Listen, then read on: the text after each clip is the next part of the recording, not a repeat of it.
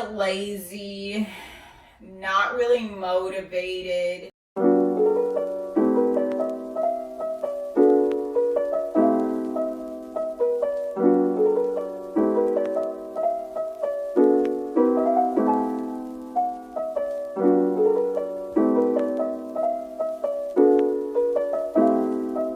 Hi, and welcome back to another video. If you're new here, my name is Cheyenne. I am the face behind and founder of Soulful Soothe, which is a place where women can come soothe the soul. Today, as the title suggests, we will be continuing the Astrology 101 series where I give you basic levels of knowledge about all things astrology, simply because I want to pay it forward and help people be less confused. Demystify astrology and let people know that regardless of religion or cultural background, astrology can be used to work for you. To cite my source, my primary source, The Only Astrology Book You'll Ever Need by Joanna Martine Woolfolk. I've had this book for several years. It is one of my all-time favorite resources. It's not made to go cover to cover, like for you to sit down and read all of this at once, but it definitely is a nice resource to have on your bookshelf. I know we're in the digital age.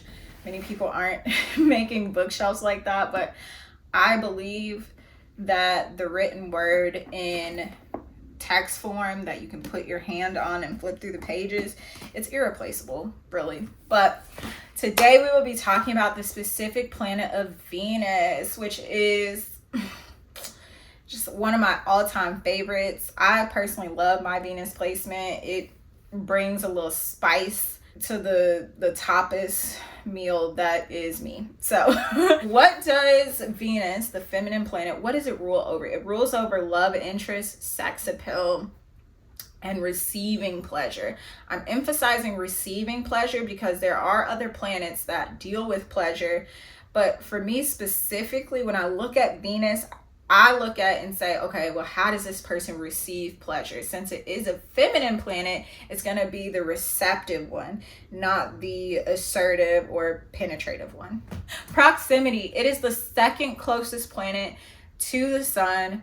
Mercury is the first. This also means, like I said in the Mercury video, because it moves so close to the sun, you'll notice that your Venus placement is going to be 1 to 2 signs before or after. Prime example, I'm a Pisces sun. My Venus placement is in Aries. Aries is the next sign after Pisces.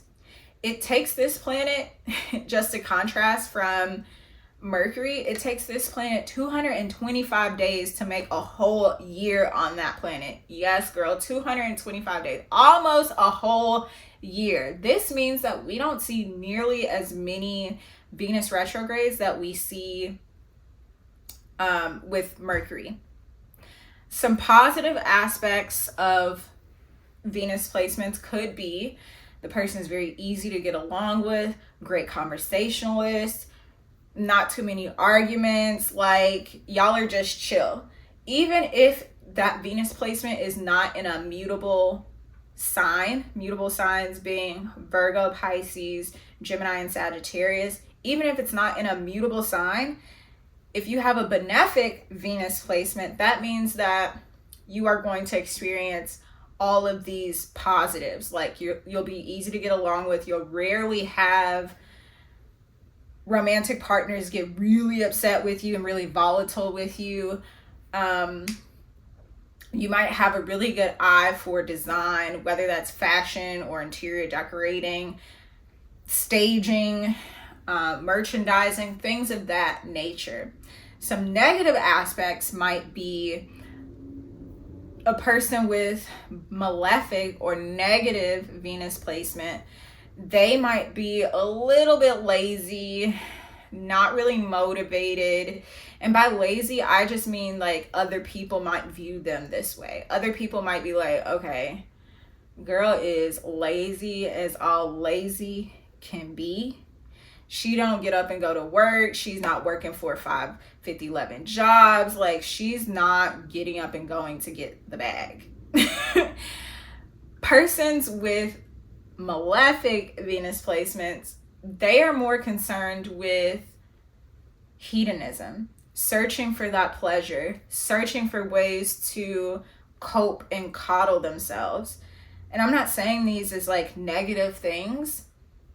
Like, I'm not judging them as negative. I'm just saying like this is the other end of the spectrum, which is why I always put air quotes when I'm talking about positives and negatives, black and white, because again, it's all a spectrum, and good and bad for most things. I'm not talking about murder, incest, rape, things of that nature. I don't know if I could say that on YouTube without. Anyway, people from the outside looking in might look at someone with a malefic Venus placement and be like, yeah, they're lazy, like they're not really a self-starter, they're not really interested in being assertive and really pushing to go after like big dreams. Their big dream might be, you know what, I want just enough money or just enough whatever so that I'm comfortable, and that's all that I care about at the end of the day. On the flip side, they could be a little narcissistic, a little, and let me go back, because I really hate using that word because it's such a buzzword in today's society, especially when I get on social media. It doesn't really matter. I'm not on most social platforms these days, but I remember when I was, especially during the pandemic, it seems like everybody was talking about their narcissistic ex and da-da-da-da-da. Look, unless you are a licensed psychologist, please don't be throwing that word around, because it's just, there's no need for it. And truth be told, most humans have narcissistic traits. Most humans also don't have all or majority of the narcissistic traits that are listed in the DSM-5. So don't be out here calling somebody's son a narcissist because he broke up with you. Don't be out here calling nobody's daughter a narcissist because they didn't want to live with you because you was messy, and they're not. Let's get that clear. So people with malefic Venus placements might be considered colloquially to the outside eye as being narcissistic, self-centered, selfish, blah, blah, blah, whatever. Another negative of a malefic Venus placement could be the person is overtly materialistic. Like, their motivation for work is only to have nice things. I'm not saying that there's anything wrong with nice things. As y'all can tell on this channel, I love nice things. I love being comfortable. I love luxury. And luxury can be defined any way that you would like it. To someone in a developing country, someone living in a shoebox apartment in the US but still has running water, plumbing, and air conditioning or heating, that might be a luxury for them. Whereas somebody who lives in the US, we might look at someone and say, oh, well, because they have Hermes or they have Chanel, they have a luxury item. Baby, luxury is whatever you want to make it to be. But when I look at malefic Venus placements, one of the negatives, I didn't mean to do air quotes for malefic because that just is, but one of the negatives can be the person is very materialistic. Their only driving force is to get the coveted item. Now that we've gone through the positives and the negatives of Venus placements, I do want to let you know that Venus is one of those planets that co-rules. Why do I keep doing air quotes so much? But it co-rules two signs, Libra, an air sign, and Taurus, an earth sign. Now, for the next portion of this video, I'm going to read from the book her interpretations of a couple Venus placements. It's my hope that if you're watching this and you have these placements or you hear whatever I'm reading and it resonates, it's my hope that it makes sense. It helps you to make better sense of astrology, and it's not just this like thing that people talk about on social media and it's just so convoluted and complicated, because it's really not. It can be once you get deeper into it, but to have just a basic level of knowledge, like astrology is not, it don't have to be that complicated. So I'm going to read let's do Venus in Virgo and Venus in Aquarius. And I'm saying those two signs specifically because Venus in Virgo tends to be looked at by most astrologers as one of those malefic placements or one of the more challenging placements.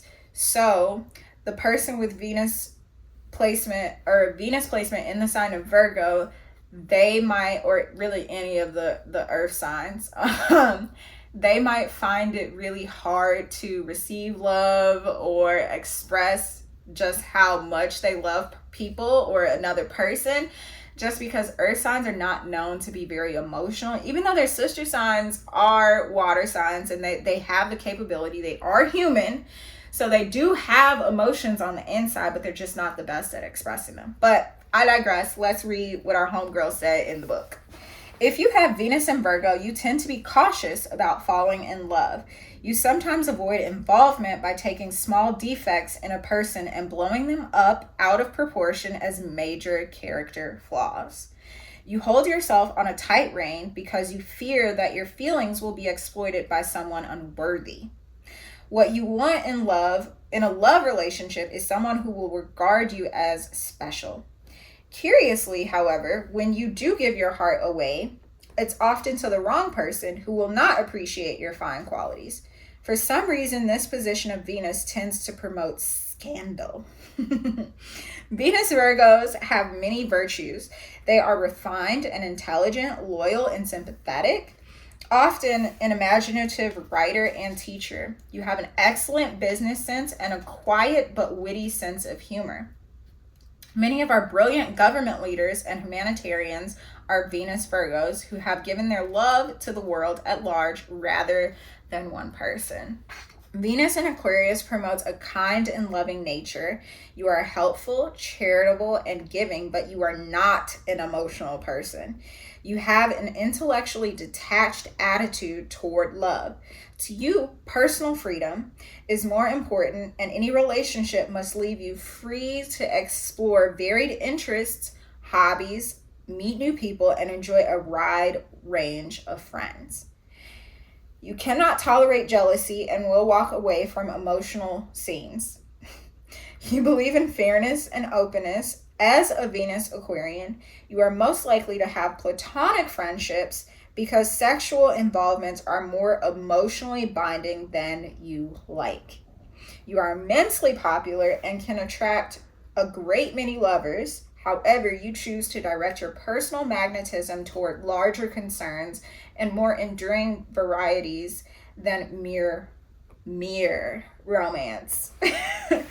Aquarius is the sign of hopes and wishes, and Venus in this sign usually grants you what you dream, though not until midlife or later in life. So I hope that this video was really helpful. I hope that it demystified or broke down for you a little bit better whatever you wanted to know about Venus. If you have a question, feel free to drop those in the comments. If you would like to book a personal reading or work with me in some other way, maybe you want to shop the shop, all the links to do that will be in the description. Until next time, I love you so much, like for real. Bye.